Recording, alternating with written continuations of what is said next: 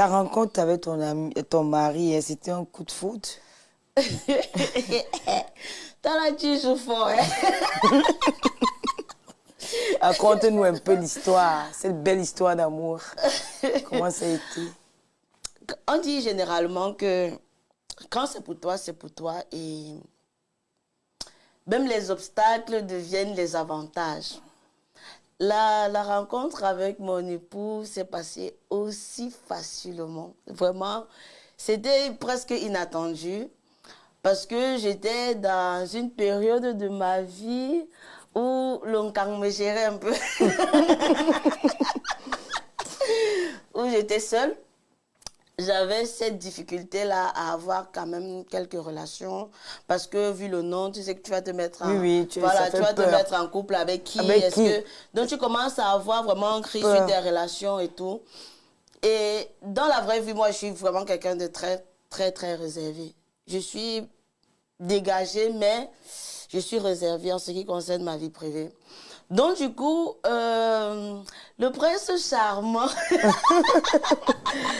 Le prince charmant arrivé. Le prince charmant me contacte comme étant un fan. Il a vu une vidéo sur Facebook. Non, il y a une amie qui lui a envoyé la vidéo. Il a visité la vidéo sur le poison et il partait au Cameroun. Donc, du coup, il dit, mais cette fille, elle a une énergie. Elle sort d'où avec? C'est comme ça qu'il prend sur lui de rencontrer l'artiste que je suis, Etakam. Il venait nous rencontrer tous deux. Bon, chemin faisant, comme l'amour ne prévient pas. Et puis, le cœur a ses raisons que la raison, elle-même, elle ignore. Les choses se sont passées aussi facilement. Ça, entrer dans les détails. Non, entrer dans les détails, c'est ça, c'est à corps ouvert, non, Diane. Non, puisqu'il est arrivé, ici, il avait, je vais dire quoi, peut-être... Donc, il est parti de la France pour le Cameroun. Oui, il est parti de la France pour le Cameroun, il a essayé Mais comment il a eu ton contact? Non, quand même, il a peiné parce que il est passé par une amie. Il y avait un ami qui aimait mettre mes vidéos en story et tout. Il m'a contacté, il me dit, il y a un benguiste là qui arrive, il veut t'inviter au restaurant. Je dis que pardon, je n'ai pas les problèmes de restaurant, bouge avec. Après, c'est pour ça que je dis, toute chose que Dieu fait est bonne. Il dit, lui n'a jamais vu de web-série, il ne nous suit même pas. Mais Dieu a fait ce qui tombe sur cette vidéo-là et c'est allé comme ça allait. Il est allé sur ma page, il a pris mon numéro parce qu'à l'époque, je n'avais pas de manager. Il a pris le numéro sur la page. Il a d'abord appelé, du moins, il a laissé un message sur l'adresse mail. Tu sais, au Cameroun, on n'a pas trop la logique de mail et tout ça. Donc, jusqu'à présent, même, je n'ai même pas encore vu le message. Je n'ai pas vu le message en question. Il a pris le numéro sur ma page, il m'a contacté. Comme un fan et l'artiste. Vraiment, drague ou quoi que ce soit, non.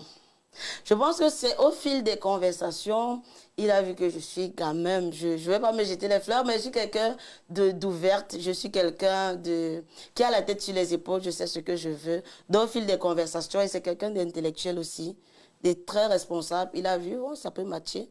Celle-ci, au-delà de l'humour, elle a quand même une matière grise. Donc, ça a facilité les choses. Et ça allait comme ça. Deux intellectuels se sont croisés. S'ils tombaient sur les nous comme ça, là. Chaque baignant son les gelats dit que là... Alors, dans le n'est pas aussi zéro macabre comme non, pas du tout. Mais oui, parce que... Et puis c'est parti, là, il va au Cameroun. Et puis c'est parti. Son statut de benguiste ne t'a pas aussi influencé? Ça n'a pas avantagé quelque part? Non, pas vraiment, parce que... Déjà, il a essayé de me contacter pendant longtemps. J'ai tourné. Après, il m'a envoyé voir le message qui touche quand même mon âme. Il me dit, voilà, même pour rencontrer les plus grands de ce monde, je ne me suis pas autant démerdée. Wow. Mais je me dis que prochainement, on pourra se voir et tout. J'ai dit, ok, d'accord, vous avez le temps aujourd'hui. Et il y a Legend Comedy. C'était le comédie club de la légende, celui qui était mon maître de cérémonie à mon mariage. Il me dit oui, il ne fait rien. Du coup, il est venu, on a papoté, on a sympathisé. Après, on a gardé le contact. Jusque-là, il n'y a pas eu de grave ou quoi que ce soit. Ça, c'est vraiment bien. Quand tu vas à l'école, c'est bien. Tu as vu la phrase qu'il a utilisée. Moi-même, ça m'a touché. Hein. Vraiment. Donc, peu de temps après, et puis les choses se sont faites aussi naturellement. Dieu soit loué. Aujourd'hui, vous êtes Amen. Nous sommes mariés. Son pied, mon pied. Ah oui. Ta demande en mariage a fait rêver beaucoup de tes fans. Hein. Peux-tu nous partager un peu ce moment unique? Ma vraie demande en mariage est passée inaperçue. Ah bon.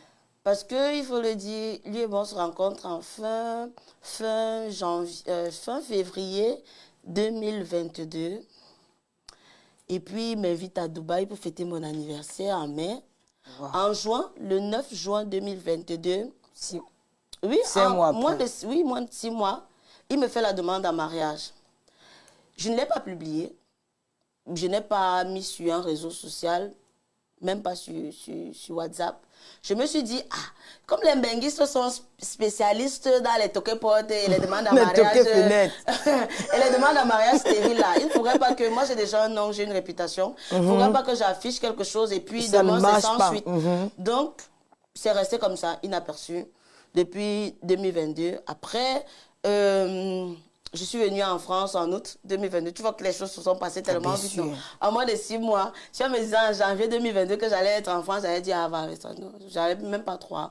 Donc, du coup, c'est en 2023, le jour de mon anniversaire, il organise un anniversaire surprise, autant pour moi, un anniversaire surprise avec mes proches et tout, qu'il réitère sa demande en mariage. Parce qu'il avait déjà fait Donc il a fait ça maintenant publiquement, tout le monde. Donc les gens, moi-même je n'ai pas publié, ce sont des invités qui ont publié parce que moi avec ma vie privée c'est un peu... Mais là, je n'ai pas trouvé d'inconvénient parce qu'on avait déjà le programme de mariage. Ça veut dire qu'il y avait quand même de fortes chances que ça marche. Donc j'ai dit ok. Mais la vraie demande en mariage c'est passé à huis clos. Ok. Être une femme mariée et une humoriste dans le monde parfois compliqué, comment arrives-tu à jongler entre les deux rôles? Je dirais déjà que le choix du partenaire est très important. Trouver quelqu'un qui accepte épouser une artiste et donne cette liberté à cet artiste-là de toujours se mouvoir et d'égayer. Du moins, il épouse la femme, il n'emprisonne pas l'artiste. J'ai eu quand même cette grâce-là parce que mon mari me permet quand même de m'épanouir. Parce que pour moi, c'est quelque chose que j'aime faire. J'aime égayer, j'aime être de bonne humeur, donc il ne me comprime pas.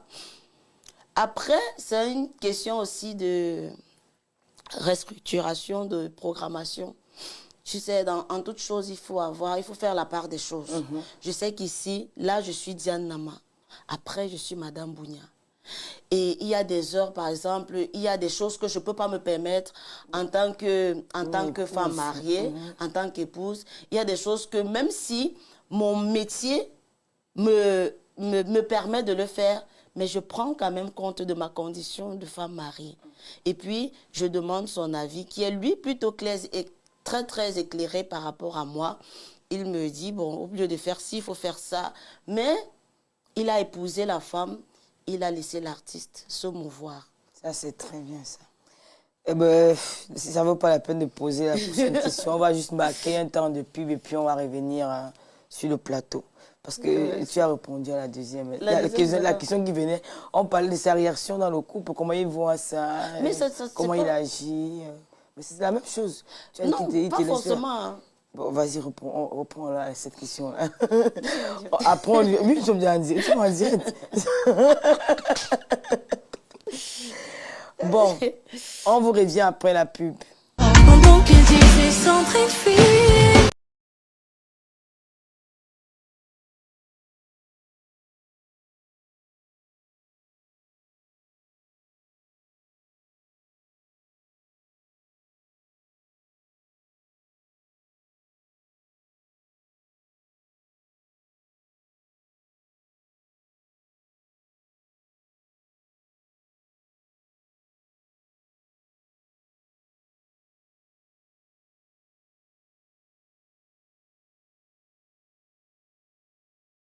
Donc, partagez. Il y a beaucoup de choses. Elle a beaucoup à dire.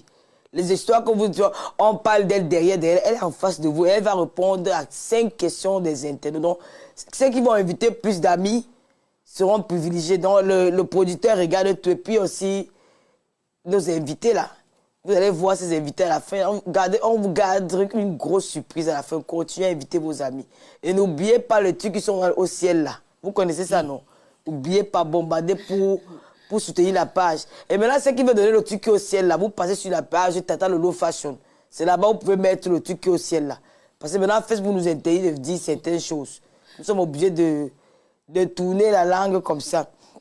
Alors, la Diane. Oui, c'est ça. J'aurais bien t'appeler madame aussi. Hein. C'est comme tu veux, sens-toi vraiment à l'aise. Je suis entourée de madame, contaminez-moi aussi, non? Je n'ai pas quand même vieilli. Quand je suis une vieille maman, je vois mes petites. Mes filles sont entourées, là, l'autre la bague, là-bas, l'autre la bague, c'est grave. Hein. Chaque temps à son temps. Bon, on va rester sur ton. Je viens de voir une très belle vidéo. Hein. Oui. Le jour de ton mariage, c'était beau. Hein. Quand tu regardes ça, qu'est-ce que tu ressens? Toujours avec beaucoup d'émotions. Et toujours te dire, voilà, tu es chanceuse. Tu es quand même tombée sur une perle. Parfois, on a un trésor et on ne valorise pas la personne quand la personne est justement à côté de nous. Et le fait de revoir cette vidéo, je me dis, voilà, Diane... Dieu a envoyé quelqu'un qui a su effacer certaines larmes, mettre un coup de serpillère sur certaines douleurs. Et je lui dis merci. Oh, c'est beau. Voir les images de mon mariage, je suis toujours émue. Je me dis, bon, il peut encore me remarier. Donc, vous avez fait l'église aussi le même jour? Oui. Oh, wow. Oui. Pour lui, c'était même l'église, parce qu'il est ancien d'église, c'est quelqu'un de très pieux, il ne blague pas avec. Donc, on pouvait même se passer de la mairie, mais l'église, non. Il y aura les anniversaires de mariage. Ça, c'est clair, merci. Alors, on va rester sur ton mari. Ton mari, quel regard porte-t-il sur ton art et ton métier? Est-il un peu un soutien infaillible? A-t-il parfois des réserves? Un peu des deux. Un peu des deux. Pourquoi? Parce que, comme tout homme, tu peux être jaloux. Hein. Comme tout homme, tu vas te poser la question. Et déjà, notre métier, nous sommes très exposés. Et il y a parfois certains préjugés ou des idées déjà arrêtées sur notre carrière, comme quoi les femmes du showbiz, elles sont légères, elles sont ci, elles sont ça. Et puis, quand j'ai des invitations à l'international, je dois quand même avoir un regard derrière et me dire, voilà, quand je suis à l'international, dès que j'ai fini de faire ce que j'ai à faire, ou bien je lui envoie mon planning, je vais faire ici, comme ça, c'est vraiment pour que lui ici il se sente en sécurité, qu'il se sente vraiment valorisé et tout. Donc parfois, il émet des doutes. Mais c'est à moi de le rassurer, lui dire, voilà, c'est mon boulot. Je ne peux pas faire ce qui va à l'encontre de nos principes. Donc, voilà, tu m'as épousée, je respecte ce titre-là. Il y a certaines choses que je ne peux pas faire. Il m'encourage parce que c'est ce que j'aime faire. Et pour avoir une femme épanouie à la maison, il ne faut pas comprimer. Ah ouais. Il y a beaucoup de hommes qui n'ont pas compris ça. Alors, la belle famille Bamleke, te met-elle parfois la pression, notamment... Parce que c'est une question que moi j'ai du mal à poser, mais comme c'est dans le cadre d'une émission.